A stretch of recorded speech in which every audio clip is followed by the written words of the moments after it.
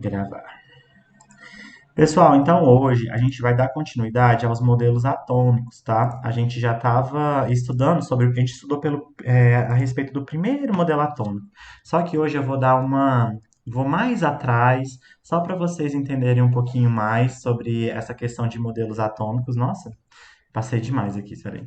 Só para vocês entenderem um pouquinho disso aqui para a gente ir para frente. Vou um pouquinho para trás para depois ir para frente. Pessoal, desde sempre, o homem sempre procurou entender do que é formado tudo na natureza. Do que essa minha camiseta é formada, do que a minha pele é formada, do que essa garrafinha de Tupperware é formada. O mínimo do mínimo. Se eu dividir e chegar no mínimo, o que eu encontro, tá? Então, lá na antiguidade, na época dos filósofos e tudo mais, Aristóteles e Empédocles que começaram a analisar essa questão do que é tudo formado. Lá no passado, pessoal, eles falaram que tudo era formado por fogo, água, terra e ar. É uma ideia bem antiga e bem utilizada até hoje. Não sei se vocês já perceberam, mas filmes exploram muito esses quatro elementos porque eles são muito importantes, né? Fogo, água, terra e ar. Exploram muito. E para Aristóteles e Empédocles, tudo que tinha natureza, eu obtia com a junção desses, tá? Então minha camiseta seria um pouquinho do fogo, um pouquinho da água, um pouquinho da terra e um pouquinho de ar. E as coisas iam mudando de acordo com a quantidade que eu ia colocando desses quatro elementos. Daí ele tinha até, olha, esse losango dos elementos de Empédocles. Isso aqui é só curiosidade, tá, pessoal? Não vou cobrar, só uma historinha que eu tô contando para vocês. Que ele falava assim, ó, se eu misturar o ar com a água, eu obtenho tudo que é úmido na natureza. Se eu misturar o ar com o fogo, eu obtenho tudo que é quente. Se eu obter o fogo com a terra, eu obtenho tudo que é seco. Se eu misturar a água com a terra, eu obtenho tudo que é frio. Então, por muitos anos, pessoal, isso aqui que era considerado a formação de todos os elementos químicos, tá? Fogo, água, terra e ar. Então tem até um desenho bonitinho, né?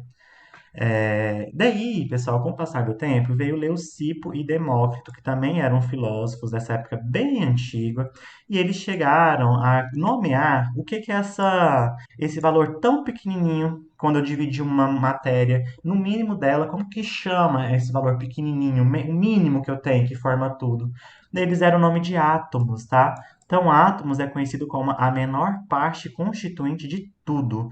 Tudo da natureza é formado com a junção de átomos. Daí, às vezes eu junto átomos de diferentes tamanhos, diferentes pesos e vou formando tudo que existe na natureza, tá? Então isso é só uma historinha para vocês entenderem que o homem sempre procurou entender do que é formada a matéria, tá? Daí, pessoal, aqui tem até uma curiosidade que eu acho que eu não coloquei. Ah, aqui, ó. Esses quatro elementos, eles são tão trabalhados, não sei se vocês conhecem. Quando eu era criança, tinha esse desenho, Capitão Planeta, ele para salvar a Terra ele tinha que combinar os quatro elementos com amor para salvar dos vilões. Daí tinha, ele fala assim, vai planeta. Daí tinha o ar, a terra, o fogo e a água. Todos tinham um anel, né? Eu gostava bastante desse desenho. Avatar, que é um desenho mais recente também, trabalha muito isso, né? O principal de Avatar é para ele salvar a Terra, ele tem que saber a arte de dominar os quatro elementos. Então também é um desenho bem famoso. E esse filme eu deixo de indicação para vocês, O Quinto Elemento. Ele é antigo, mas ele é um filme muito, muito bom, tá? Que o principal, para ele salvar a Terra, ele precisava juntar os quatro elementos que representavam a água, terra, fogo e ar, e juntar com uma mulher, que ela é considerado o quinto elemento, né? Então é um filme bem bacana, bem antiguinho, mas ele é bem bacana também. Então só para falar o tanto que água, terra, fogo e ar até hoje é muito utilizado e deu início lá na antiguidade aos filósofos, ao homem tentar entender do que é constituída a matéria, tá? Daí veio o modelo que a gente já estudou na aula passada, que é o modelo de Dalton. Olha, ele é bem antigo, ó, em 1808. Então, aqui, ó, mais de 200 anos atrás. E Dalton, ele falou, a gente viu na aula passada, que o átomo, que é a menor parte de tudo, é um, é uma espécie bem pequena, bem pequena, bem pequena. Eu não consigo ver o olho nu. Mas se eu usar um microscópio super potente, eu vou ver ele. Ele vai ser esférico, maciço. O que significa que é maciço? Que ele tem massa, tá? Ele não é oco por dentro. Ele tem massa e ele é indivisível. Essa aqui é a palavra-chave para o modelo atômico de Dalton, tá? Para ele, o átomo era indivisível. Então eu poderia tentar quebrar o átomo de mil maneiras. Eu podia usar a melhor espada, um revólver, sei lá. Qualquer coisa não conseguiria quebrar. Não tem nada além do átomo. O átomo é o principal, que eu com ele eu formo tudo que existe na natureza, tá? Então esse foi o modelo atômico de Dalton que a gente estudou na semana passada, tá bom? Só relembrando. Então Dalton, ele comparou o modelo atômico dele com a bola de bilhar. É uma bola de bilhar, mas só que bem pequenininha, tá, pessoal? Que a bola de bilhar, ela é esférica, a bola de bilhar, ela é cheia, né, tem massa dentro. E a bola de bilhar também, né, é uma representação boa porque ela é muito resistente, ela é difícil de quebrar, ela não é indivisível, mas o átomo é indivisível, né? O átomo eu não consigo quebrar. Daí, ele representava os elementos todos esféricos, mas com algumas características diferentes. O que diferenciava os elementos era tamanho, era cor, era peso. Então, para eu formar mais coisas na natureza, eu ia misturando esses elementos para formar outras coisas, tá? Então, isso aqui é a figurinha do Dalton lá em 1808. Por exemplo, eu vou dar um exemplo para vocês. A água, a fórmula da água é H2O. Isso aqui significa que eu tenho dois hidrogênios na água e um oxigênio. Quando não aparece nada aqui na frente, é porque tem o número um, tá? Pessoal, o hidrogênio é o elemento químico menorzinho que existe na natureza, tá? Ele é bem pequenininho, bem leve. Vamos supor que o hidrogênio seja assim. Então, ele pegou dois hidrogênios e ele vai juntar com o oxigênio. O oxigênio já é um pouco maior, um pouco mais pesado, não tanto, mas um pouco mais pesado. Daí ele vai pegar o oxigênio, que é um pouquinho maior, e vai juntar esses dois para formar a água, tá? Ele vai pegar aqui, ó, e vai ligar um com o outro. A gente vai estudar mais, talvez dê tempo a gente estudar um pouquinho de ligação mais para frente, tá? Então ele vai fazer uma ligação, vai juntar esse oxigênio com esses dois hidrogênios lá, ó, e vai formar a molécula de água. Então todas as substâncias que existem na natureza é uma combinação de vários elementos químicos que tem esse formato esférico, indivisível, tá? Então foi assim que Dalton representou o átomo. Esse modelo ele foi muito importante, pessoal. A gente vai ver que ele perdurou por muito, muito, muito tempo, tá? Ele é um modelo muito importante e até hoje a gente utiliza essas representações, tá? Em muitos locais você vai ver a molécula de água representada assim. Então a gente ainda utiliza muito esse modelo atômico de Dalton, de representar os elementos em esferinhas, só vai mudando o tamanho, elas vão juntando e vão formando tudo que existe na natureza, tá? Daí é o que ele falou aqui, ó, de acordo com Dalton, as substâncias são formadas pela combinação de elementos, numa proporção de números inteiros. Um composto é formado pela combinação de átomos, de dois ou mais elementos que se unem entre si, originando novas substâncias. É o que eu fiz com a água. Eu peguei dois hidrogênios e misturei com oxigênio e formei a água. E assim eu vou misturando, vou juntando vários elementos. Existem vários elementos na natureza, né? A gente vai estudar em breve a tabela periódica, que ela coloca todos os elementos que existem na natureza, todos que existem mesmo, tá? Então lá vai estar o ferro, cobre, alumínio, flúor, carbono, hidrogênio, oxigênio. A gente vai estudar todos os elementos. Então tem vários elementos com esféricos, com tamanhos, pesos diferentes na natureza. Eu vou juntando todos eles e formo todas as substâncias que existem na natureza. Esse foi o modelo atômico de Dalton, tá? Que a gente estudou na semana passada.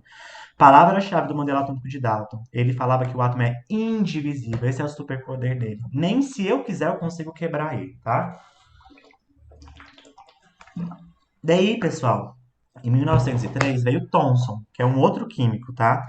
E ele evoluiu esse modelo atômico. O modelo atômico é como se fosse um Pokémon, ele vai evoluindo, tá? Com o tempo. Olha, demorou quase 100 anos, né?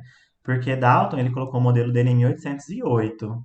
Daí Thomson, em 1900, cadê? 1903, com os experimentos dele, conseguiu revolucionar o modelo atômico. Então, por quase 100 anos, o modelo atômico de Dalton era aceito como verdadeiro. O átomo é indivisível, é a quantidade mínima, não tem nada dentro do átomo, ele é a quantidade mínima que existe de tudo que tem na natureza. Thomson, ele fez esse experimento aqui, ó. O que que ele fez? Ele pegou alguns raios, tá? Ele colocou uma diferença de potencial aqui, conseguiu emitir raios. E esse raio tem partículas, tem átomos nele. Tudo é formado de átomo, então o raio também tem átomos. O que que ele fez? Esse raio vinha aqui. E aqui tinha um campo magnético, ó, uma diferença de potencial aqui, ó. Eu tenho uma carga positiva em cima e uma carga negativa embaixo. Quando ele passava por aqui, olha o que que acontecia. O raio, ele sofria um desvio. para o rumo da carga positiva, ele vinha para baixo, tá, pessoal? Vou fazer uma pergunta, é curiosidade, vocês não têm necessidade de saber falar, mas eu quero que vocês se arrisquem. Se esse raio se desviou para baixo, pessoal, vocês acham que ele é positivo ou negativo? Negativo? Negativo. Você sabe por quê? Você tem uma Não, ideia do motivo? não. É porque ele Alguém? desceu? Porque ele desceu. Mas por que que ele desceu? Ele vai ser negativo mesmo. Alguém sabe por que que ele desceu e não subiu? E por que que eu sei que ele é negativo? No dia a Não, dia, pessoal, não. assim, alguma coisa de pilhas e tudo mais. Quando eu vou encaixar as pilhas, eu coloco o positivo com positivo encaixado ou positivo com negativo? Positivo com Positivo com negativo. E negativo. positivo com negativo, pessoal. Então eu sei que ele é negativo porque ele sofreu desvio pela carga positiva aqui, ó. Vocês já escutaram que na natureza os opostos se atraem? Isso. Então, o positivo se atrai pelo negativo, o negativo se atrai pelo positivo. Então, eu sei que Hum, nesse raio ele tem cargas negativas, porque ele se aproximou da carga positiva. E eu sei que os opostos se atraem, tá? Então, ele, com esse experimento dele, ele falou assim: opa, então tem coisas dentro do átomo. O átomo não é a quantidade mínima. Eu tenho cargas negativas dentro do átomo. Olha aqui a representação dele. Ele ainda deixou o átomo esférico, tá? Isso não mudou. O átomo ainda é maciço, como se fosse uma bola de bilhar, só que dentro dele eu tenho cargas negativas. Ele falou que tem cargas negativas por esse experimento que ele fez, tá, pessoal? Então, o átomo, essa carga negativa, pessoal, ele chamou de elétron, elétron, tá? Por isso que eu falo energia elétrica, vem de movimentação de elétrons, tá? O elétron é super importante na química e no mundo todo, tá? Então, ele falou que o átomo não é indivisível. Eu posso quebrar o átomo em quantidades menores. Se eu quebrar em quantidades menores, eu vou chegar nos elétrons. Então ele falou que o átomo é uma grande massa positiva e dentro dela tem várias cargas negativas. Pessoal, a carga positiva ele chama de próton, tá? Então isso aqui é só um detalhezinho. Elétron é o negativo e próton é o positivo, tá bom? Ele comparou o modelo dele, pessoal, com pudim de passas. Ele chamou pudim de passas, mas eu gosto de chamar de manjar. Já viu que o manjar é uma massa branca e tem várias uva dentro dele? Vocês já viram manjar, né? O doce de Já, manjar? Então, já. o manjar é como se fosse o modelo atômico de Thomson. Lá tem aquela massa branca que está positiva e as uva passa é como se fosse essas cargas negativas dentro. Então, a principal coisa que o Dalton falou, pessoal, é que o átomo é sim divisível. Eu consigo quebrar o átomo em quantidades menores, que são os elétrons e os prótons. E ele é elétrico, né? Ele é elétrico porque tem elétrons dentro dele. Por isso que eu tenho a energia elétrica e tudo mais, por conta desses elétrons que tem dentro do átomo, tá bom?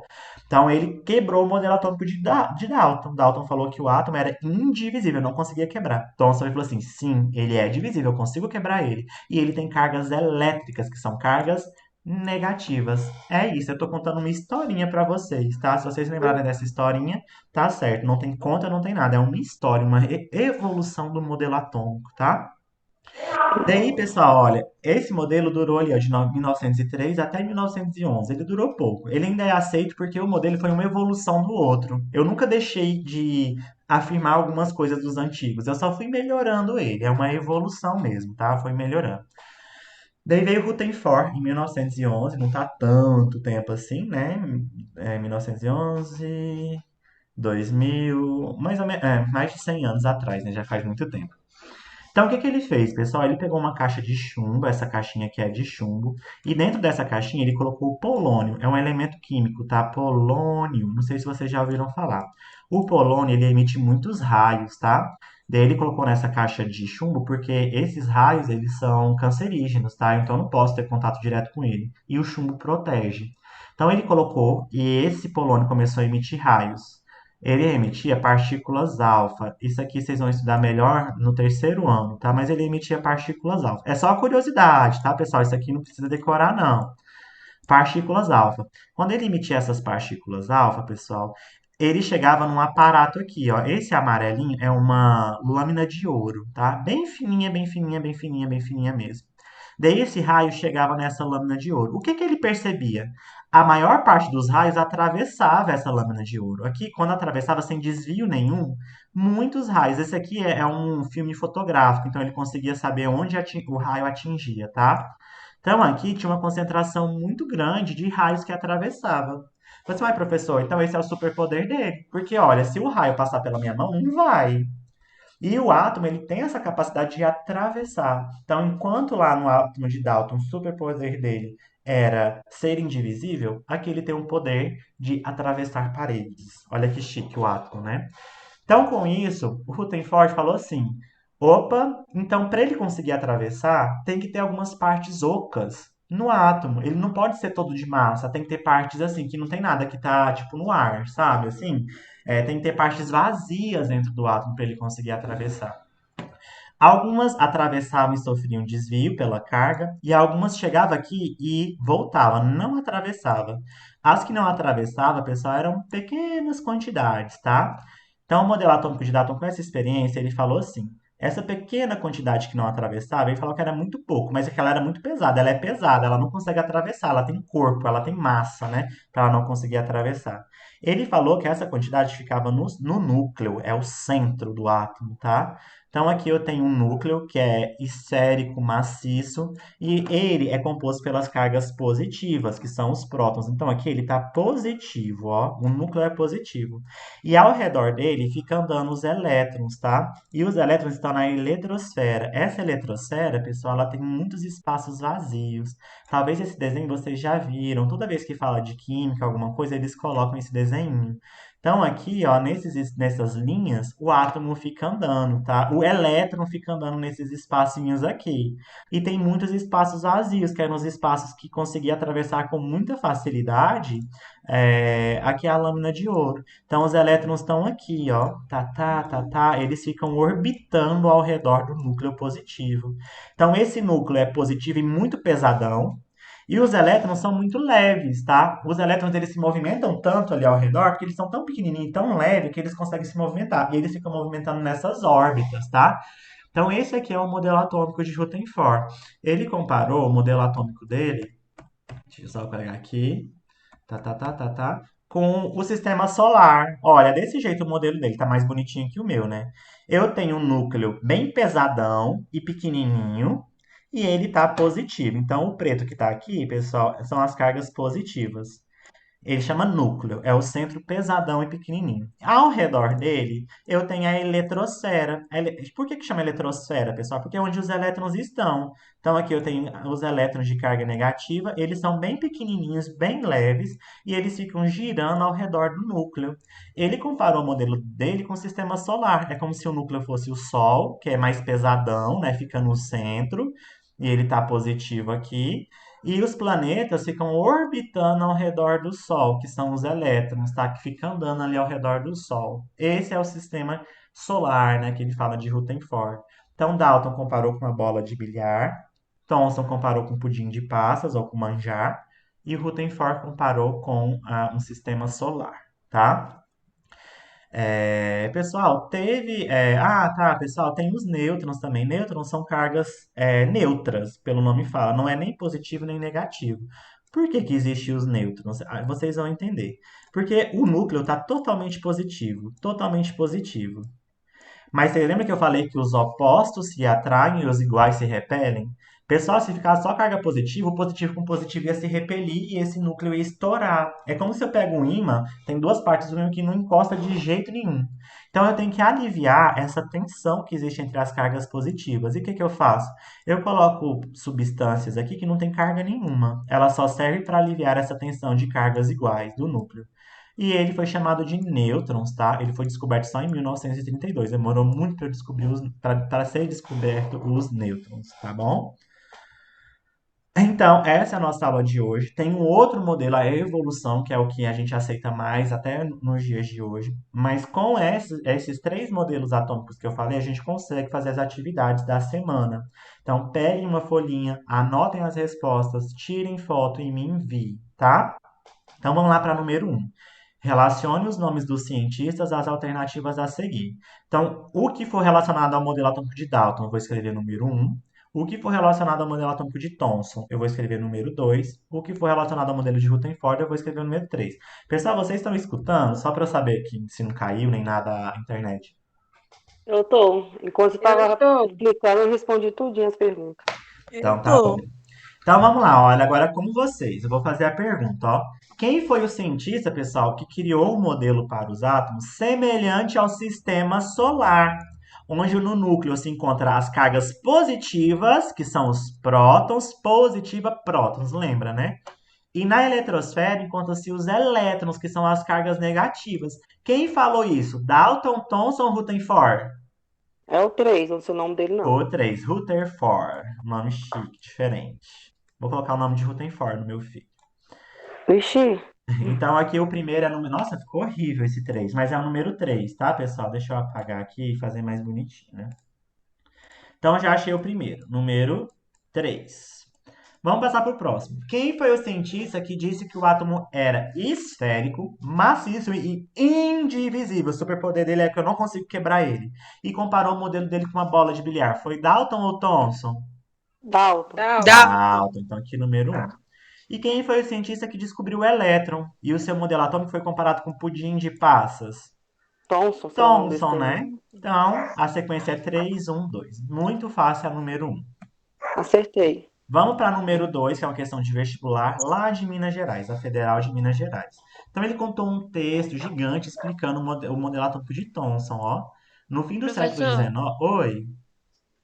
tem como você voltar rapidinho a página só pra me copiar a pergunta? 3, 1, 2. É, vai ficar gravado, depois você assiste e para bem nessa parte, senão vai acabar meu tempo, tá? Tá bom. No fim do século XIX, Thomson realizou experimentos em tubos de vidro que continham gases a baixa pressões, em que aplicava uma grande diferença de potencial. Isso provocava a emissão de raios catódicos, então ele emitia raios aqui. Esse raio vinha. Desses raios produzidos por um cátodo metálico, deslocavam-se na direção da extremidade do tubo E. Ele vinha para cá, né? Deixa eu colocar de outra cor que tá feio. Ele saía dessa extremidade e vinha até chegar nessa extremidade aqui. Nesses experimentos, Thomson observou que os raios, ao passarem por duas placas carregadas com sinal oposto, olha aqui tem a carga negativa em cima e a carga positiva embaixo. Ao passarem por essas duas placas carregadas com carga de sinal contrário, desviavam-se na direção da carga positiva. Então ele fazia esse caminho aqui, ó, ele vinha para o caminho Y, tá? Ele desviava pela carga positiva. Se ele tá, pessoal, se desviando para a carga positiva, ele é positivo ou negativo? Negativo. Negativo. Negativo, porque os opostos se atraem. Como que é o nome dessa carga negativa? Prótons ou elétrons que eu falei lá no passado? Elétrons. Elétron. Elétron. Então, olha a pergunta que fácil. Considerando essas observações, é correto afirmar que os raios catódicos são constituídos de. Os raios, pessoal, que saem aqui, ele tinha elétrons, ânions, prótons ou cátions? Elétron. Elétrons, resposta certa, Elétrons. letra A. Olha que questão facinha, pessoal, de vestibular. Então, nem todas as questões Acertei. de vestibular são um bicho de sete cabeças, tá? Vamos para outra experiência de uma questão lá de Minas Gerais também. Vamos ficar muito ali em Minas Gerais hoje. Observe atentamente a representação a seguir sobre um experimento clássico representado por Rutherford. Então, esse aqui é o modelo atômico de Rutherford. Ele quer saber o que o Rutherford concluiu. Então, olha o experimento dele. Tinha uma caixa de chumbo. Lá dentro, ele colocou o polônio, que emite a partículas alfa. Essa partícula vinha e se esbarrava numa lâmina de ouro. Ele percebeu que a maioria atravessava essa lâmina de ouro. Então, o átomo ele tem esse superpoder de atravessar. Então, ele tem partes invisíveis, partes vazias para poder atravessar. Algumas voltavam, que era a parte positiva, que está lá no centro, bem pequenininho, e algumas ricocheteavam, que é a parte negativa, que é bem levezinha e que fica girando ao redor do núcleo, que são os elétrons. Então, para Rutherford, o que ele concluiu? O núcleo de um átomo é positivamente carregado? Para Rutherford, ele falou que o núcleo é positivo ou negativo? Positivo. Positivo. O núcleo para ele era positivo. Olha, eu fiz um desenho horroroso, né? Mas aqui o núcleo tá bem positivão, ele é pesado e positivo, tá cheio de prótons nele. E os elétrons ficam na eletrosfera, eles são levezinhos, ficam girando com alta velocidade ao redor desse núcleo. Então, para ele, o núcleo, que é esse centro aqui, é positivamente carregado. Então, já achei a resposta, que é a letra A. As outras vão estar erradas, quer ver? Os átomos de ouro são muito volumosos. Não. Eu coloquei uma lâmina bem fininha de ouro aqui. C. Os elétrons de um átomo estão dentro do núcleo. Os elétrons não estão dentro do núcleo. Os elétrons estão na eletrosfera, que está rodeando o núcleo. E ele falou que na letra D que a maior parte da massa se localiza na parte periférica do átomo. Não, se localiza no centro, que é no núcleo. Na periferia tá os elétrons, que são leves e tem pouca massa, tá bom? Então a única correta é a letra A mesmo. Então a número 4, para fechar, uma questão da Federal de Goiás, aqui da nossa terra, né? E ela é bem fácil também, olha. O esquema a seguir representa de modo simplificado o experimento de Thomson. Um feixe de partículas sai do cátodo, passa através de um orifício no ânodo e sofre uma influência das placas metálicas A e B. De acordo com o esquema, o feixe se aproxima de A quando? Então, olha, eu vou sair um raio aqui, e ele falou que ele vai se aproximar de A. Então, ele vai sofrer um desvio para cima, nesse caso, ele vai se aproximar de A. Eu sei que o raio, pessoal, tem elétron ou próton no raio? O raio Você, é elétron, ele é negativo, né? Para ele ser negativo e para ele sofrer esse desvio para cima, essa placa A tem que ser positiva ou negativa? negativo. Ó, Positivo. positiva, porque os Positivo. opostos se atraem, ó. Eles se atraíram, então tem que ser cargas opostas. Então a placa A tem que ser positiva. Então a resposta aqui fala que a placa A tem que ser positiva e a B tem que ser negativa, né? Porque eu tenho que fazer essa diferença de potencial aqui. Então a resposta certa é a letra C. Só analisar Sim, essa carguinha aqui, tá? Deu para entender entendi. mais ou menos? Pessoal, foi mais uma história que eu contei para vocês hoje, né? Deu. E muito. Essa aula é considerada difícil, tá? Então, vocês entenderam, então é um ótimo sinal. São questões que caem muito no vestibular sobre o modelo atômico. Que bom que vocês entenderam, tá? Deixa eu parar a Se todo gravação. professor fosse assim,